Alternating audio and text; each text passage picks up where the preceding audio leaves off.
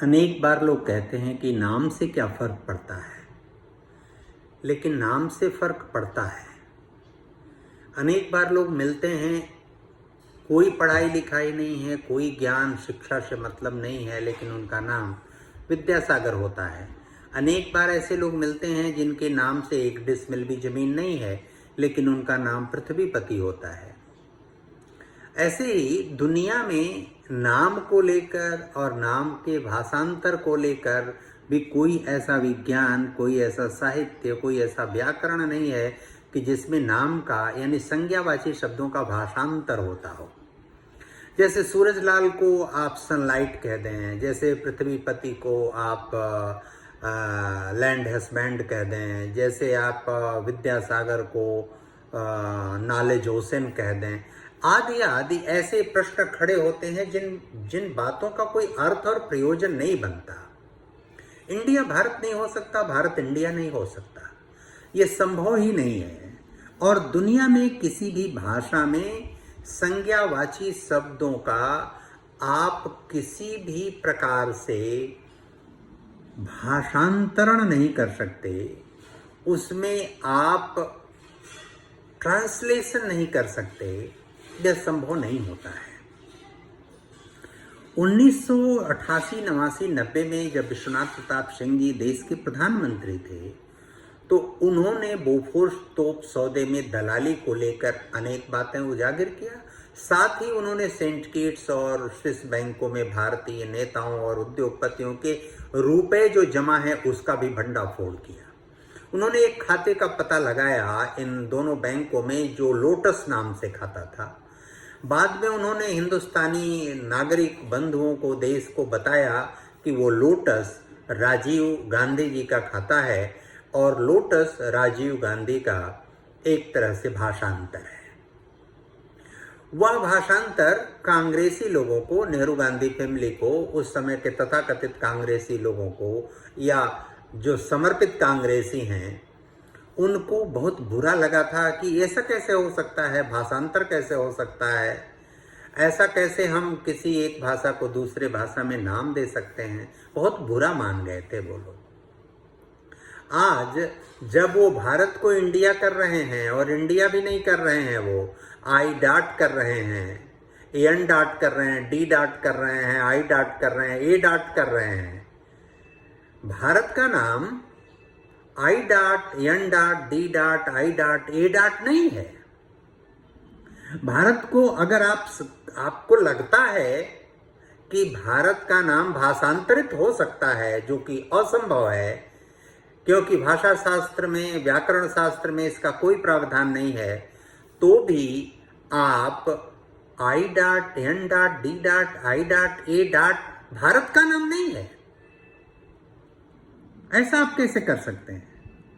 आप केवल भारत का जो अंग्रेजी भाषांतर किया जाता है मूर्खतापूर्ण तरीके से, उसके एब्रिविएशन को सेट करने के लिए आपने अपने गठबंधन, जिसको महागठबंधन आप कभी कभी कहते हैं, उस गठबंधन का नाम Indian national developmental inclusive alliance रख दिया।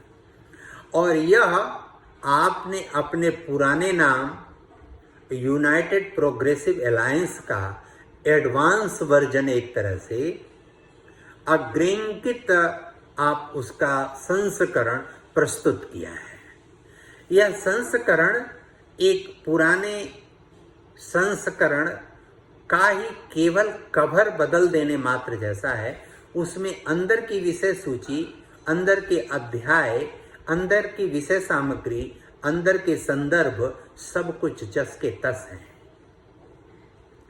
इसलिए यदि संविधान की बात की जाए, भारत के न्यायपालिका की बात की जाए, तो अभी वर्तमान सर्वोच्च न्यायालय के माननीय न्यायाधीश जी ने, मुख्य न्यायाधीश जी ने कहा कि हमने संविधान और जो अदालतों की कार्रवाई है उसको अंग्रेजियत के फार्मूले पर स्वीकार कर लिया, एज इट इज, थोड़ा बहुत परिवर्तन करके स्वीकार कर लिया, और समय के साथ हमको उसमें परिवर्तन करना होगा। सही अर्थों में यदि विचार किया जाए तो जो कांग्रेस पार्टी इस अलायंस का I.N.D.A.I.A.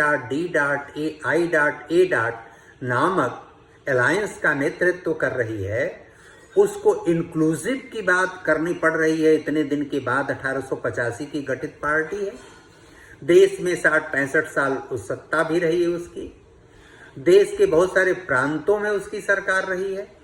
आज भी इंक्लूजन की बात, उसको एक्सक्लूसिवनेस की बात करनी पड़ रही, आज भी उसको डेवलपमेंट की बात करनी पड़ रही। वास्तव में ग्रोथ क्या है, डेवलपमेंट क्या है, प्रोग्रेस क्या है, सक्सेस क्या है, इसका अर्थ भी उन लोगों को शायद अंग्रेजी में भी नहीं पता है, हिंदी में तो पता ही नहीं है।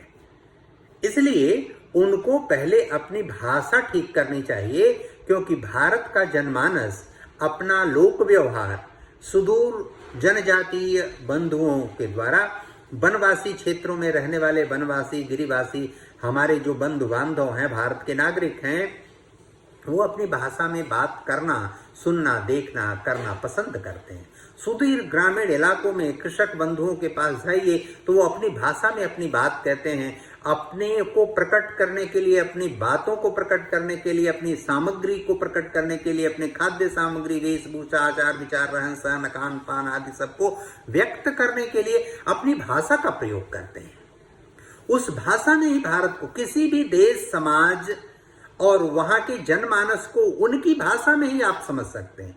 भारत के लोग भारतीय भाषाओं में, चाहे वो जम्मू कश्मीर से लेकर कन्याकुमारी तक का इलाका हो, चाहे काक्ष से लेकर कामरूप का हो, ये सब लोग अपनी भाषा में अपने आप को व्यक्त करते हैं। गुजरात का कोई अपना आपका बंधु बांधव होगा, वो ठीक से गुजराती में अपने आप को व्यक्त कर पाता है। उत्तर प्रदेश का होगा, वो हिंदी में अपने आप को ठीक प्रकार से व्यक्त कर पाता है। सुदूर ग्रामीण इलाकों में आप उत्तर प्रदेश, बिहार, छत्तीसगढ़ में चले जाइए तो वे अपने लोकल भाषा में अपने आप को प्रकट कर पाते हैं, व्यक्त कर पाते हैं। यदि भारत का विकास चाहते हैं तो भारत को समझना पड़ेगा। भारत को समझने के लिए भारत के लोगों को समझना पड़ेगा। भारत के लोगों को समझने के लिए उनके आचार विचार, रीति रिवाज, रहन सहन, खान पान को समझना पड़ेगा। इसको समझने के लिए उनकी बोली और भाषा को समझना पड़ेगा, न कि आपके देश को ही भाषांतरित कर दें, उसके नाम को ही भाषांतरित कर दें। यह विद्रूप, कलुषित, कुंठाग्रस्त अभारतीय मानसिकता से आप भारत को न तो समझ सकते, न तो भारत को देख सकते हैं, न भारत को किसी प्रगति के मार्ग पर ले जा सकते हैं।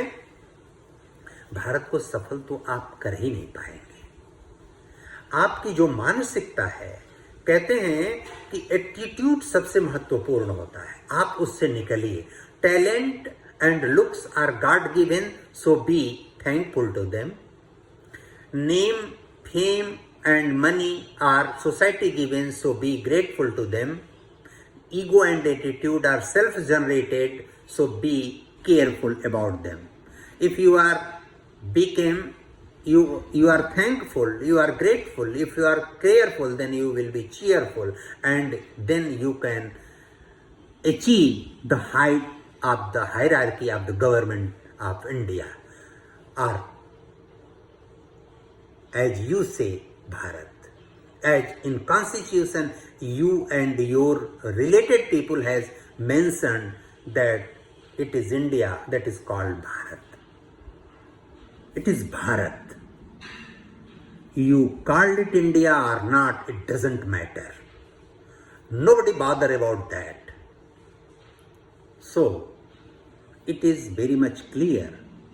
और कांग्रेस के लोगों को, उनसे जुड़ी सत्ता पाने की ललक और लालसा में बेचैन लोगों को, तृणमूल कांग्रेस, सपा, जनता दल यूनाइटेड आदि जैसी पार्टी की जो बेचैनी है, वह बेचैनी उनको बेचैन करेगी और ज़्यादा बेचैन रखेगी। वह ऐसे मार्ग पर चल रहे हैं कि वह मार्ग उनको देश से जोड़ने के बजाय देश से अलग करता जा रहा है, देश से दूर करता जा रहा है। देश से वो स्वयं अपनी मानसिकता, अपनी एटीट्यूड के कारण, अपने मन में बैठे विकार के कारण स्वयं दूर होते जा रहे हैं, देश से अलग होते जा रहे हैं, देश से छितराते जा रहे हैं, देश को दिग्भ्रमित करने के चक्कर में स्वयं दिग्भ्रमित हैं, देश छोड़ने के मार्ग वे स्वयं तलाश रहे हैं। देश छूटता जा रहा है और यह छूटना उनका सब कुछ नष्ट कर देता है। धन्यवाद, नमस्कार।